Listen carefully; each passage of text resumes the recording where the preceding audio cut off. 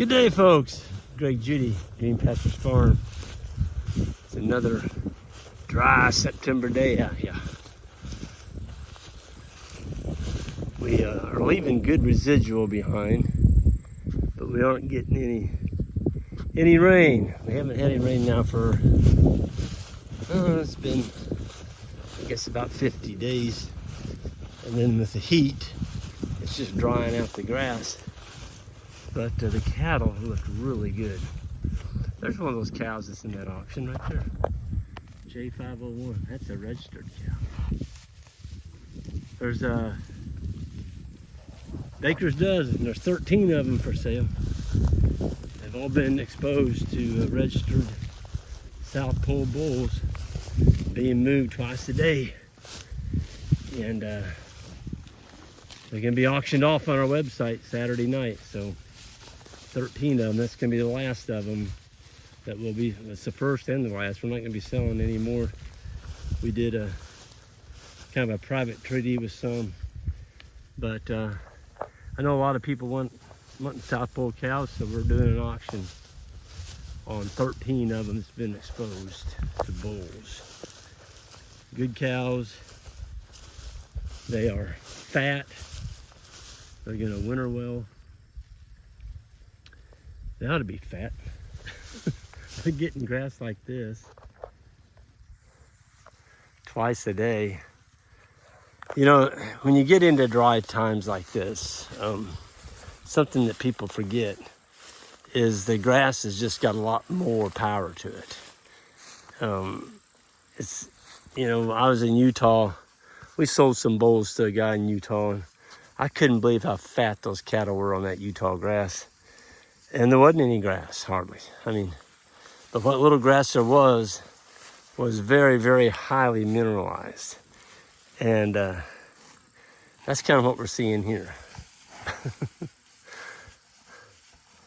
007, you just smacked that cow. This is a 2020 model. She's got a calf on her. Anyway, these are all posed to be, the 13 that are for sale are gonna be spring calvers, and we're selling them as exposed. We did not do the preg check on them, so they're just being sold as exposed. The bulls have been in 60 days, tons of breeding activity, and with really good nutrition. There's a high percentage of them that for sure bred, but anyway, there's a ton of slick-hided cows out here. It's funny, you can see this patch right here in front of me. This is that lance leaf ragweed, and you see the cows went around it. But they will graze underneath it before morning, and that's because there's Korean Lespedeza in here. And there's clover. You can see it. But they're going for the richer areas. This is probably a thinner soil right here. This is a farm that we bought, and I can't believe it. Look at that. Those hybrid poplars made it out here on the dry land. That's crazy. See the leaves? See the leaves inside there? That's a hybrid poplar. This one, I think what's coming up in the middle of that one is a strand of Cereus Lespedeza. But look at the trees are wilting. The trees are actually wilting. And they've got a deep taproot. I mean, the leaves are turned in to protect themselves. There's another hybrid poplar that made it. There's 2, 3, 4. Yeah, we got 4. Oh, one on the very end, 5. 5 out of 8. That's pretty darn good. I can't believe it. I thought we would just try it and see what happened. And kind of surprised, actually. I mean, it's been dry. Really dry. And they're still alive. First year we planted them, we just planted them in the spring. But we planted all kinds of different trees in there. Anything that put out a mass crop, we planted it. Persimmon, put in some chestnut, pecans, walnut, mulberry. I like red buds, so I put a few red buds in there. They don't really have any fruit. There goes a big old crane. Look at it, it's coming right toward us. It's down there eating some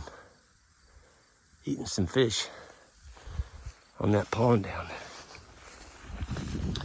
They don't eat the big ones. All they do is clean up some of the minnows. I like seeing them. They kind of remind me of the pterodactyls in the dinosaur ages. They make a cool sound too. Oh, there's that fat cow. She's just perfect.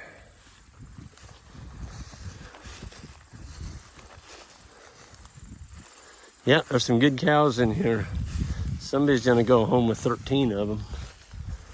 And you're not gonna find a herd of cows that have any more better condition on them than these do.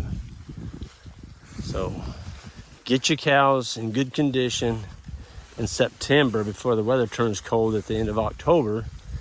Your cows can glide through this winter. They don't need, well, they just don't suffer because they got everything that they need. It's a pretty little heifer right there.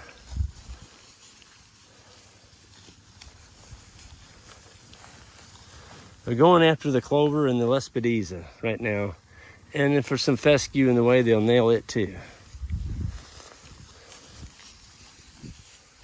Yep.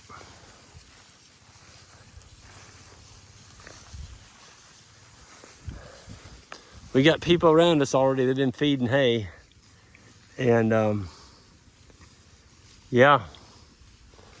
We got one guy down there, he feeds hay about 8 months out of the year. It's just the way, that's the way he does things, and that's fine. He doesn't rotate, he just set stocks them. And so when the cattle graze the pasture off, he just, he feeds hay. And that's fine, that's what he does. And he enjoys feeding hay and he enjoys his cows, and there's nothing wrong with that either. So, but we've, by rotating, we're in a really bad dry spell right now. We still have really good forage here.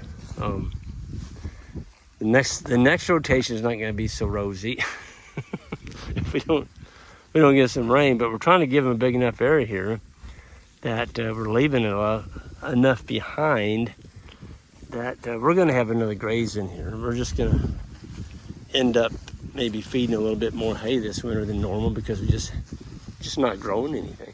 Whatever you see here that's grown, this was grown in July. Pretty much. So, yeah.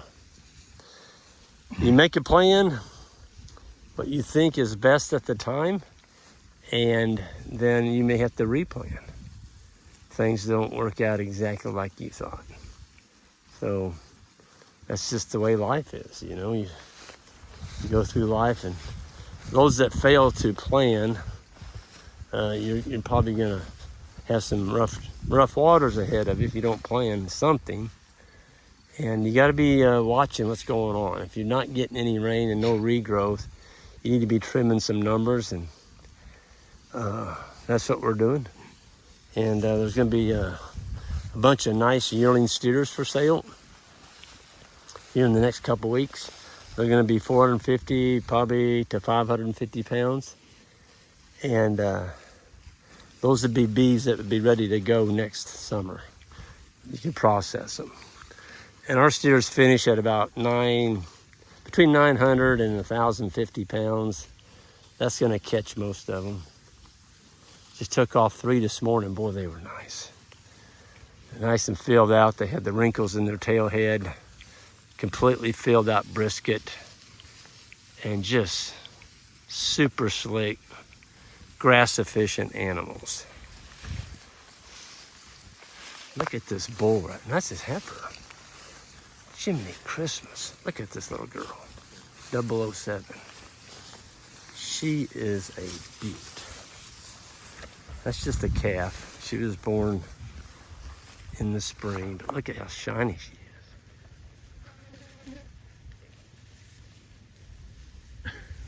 is. Doesn't have much of a tail switch, but she is a shiny booger. There's another one right over there looking at me. She's shiny. They've all done really well this summer. We've had an exceptional growing season until the last 45 days. It's funny, you know, I had a guy here, and he was here the end of July, and I mean, everything just green and lush. I think it rained 2 inches the day he was here, and he's like, great, you're good. You won't need to rain the rest of the year. You're gonna have all the winter stockpile you want. I didn't say nothing to him, but I'm like, no, I've lived in Missouri all my life. I know it can happen in August and September. It can get dry. And when it gets dry, the ground dries out, you don't get regrowth. Oh, there's a pretty one. Look at that one. Whew. That's a spring calf right there. She's got a big old gut. Folks, you gotta have big old gut on your calf. Look at that. People ask me why I pick South Pole. Right there it is. Speaking of that, I'll be speaking at the South Pole Conference in Arkansas. That's coming up next weekend. Friday and Saturday down at the Heifer International. They got a beautiful farm down there. I think it's 1,500 acres. Heifer International. That's the nonprofit group. They help people all over the world get started with livestock. It's a good organization, and they have a really nice working farm down there. They got South Pole, they got sheep, do quite a bit of poultry there. Anyway, that's where the conference is going to be held at this year, so hope to see some of y'all down there. I just spotted a nice little white-faced bull. Yeah, before I get to him, look at this guy. He's a solid. Whew, look at that butt on him.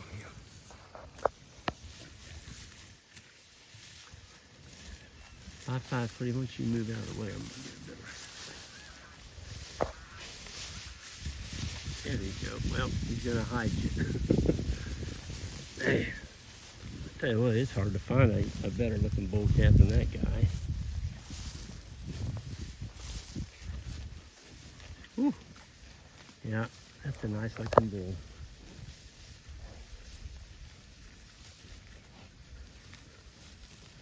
Pretty nice little bull right there. He's a little younger. I saw a white-faced bull over here. Where'd you go? There you are. I'm telling you guys, this is probably the best, one of the best calf crops we've ever had. You're always going to have some you're not real proud of or kind of wimpy. Look at that. That's a nice. Nothing wrong with him. And the one behind him, move forward. Look at that butt on that. Yeah. The white face. Yeah, there you go. He's got a little bit more hair. That would be one that George Heller would do good down in, or up, not down, up in Minnesota. You don't want to take a real slick-haired animal like this one in the lead here. You would want to put that animal in Minnesota because it's not going to grow enough hair, and animal's going to suffer in the wintertime. So you got to know your animals when you're selling breeding stock. Don't be sending a very sleek-hided animal to northern Minnesota, or you're going to regret it. The cow, the animal will regret it too, because she's not going to do very well. You got to be able to grow winter hair if you go north with them. And some of these South Poles have that slick hide gene. They just don't grow much hair in the wintertime. But all these cattle here, they're used to it. They were born in this environment. They do fine here, but you know, we're not 40 below zero like they are in Minnesota either. Oh, there's another nice one. Gosh, we got some bulls. I mean, there are a bunch of them.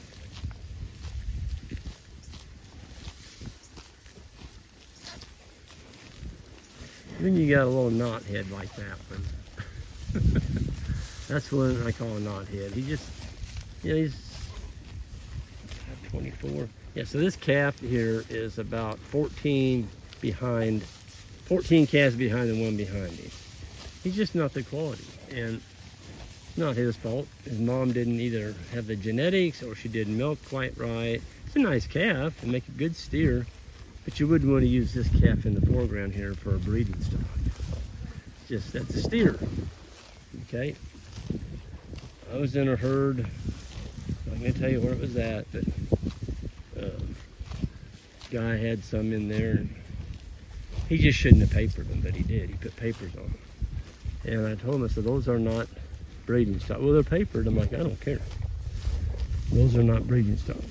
And they need to be butchered and eaten in a hamburger. You don't need to be propagating those genes. And so you got to know your animals, folks. Just because it's got the word special breed on it doesn't mean every one of them need to be used as a breeder. So, yeah. That's kind of what happened to the boar goat industry years and years ago. And they kept every single goat that looked like a boar, the African boar goat, and it literally ruined the breed. I mean, it did. They kept mamas that should have never been mamas. And they didn't know how to take care of their young. It's genetics, folks. Just remember this, the fruit doesn't fall far from the tree. So if you use an inferior animal as a breeder, well, look at that. She is a beaut. I don't want my picture taken. Yep. Anyway, I'm gonna get out here. It feels like it's 100 degrees out here. I know it's not, but it feels like it. And to apologize for the wind, but I like the wind today. It gives me a little breeze. Y'all have a good one, and we'll be seeing some of you at the sale. Coming up Saturday, there's gonna be 13 of these. South Pole Cows, greenpasturesfarm.net. Check it out. Sale ends Saturday night. Take care.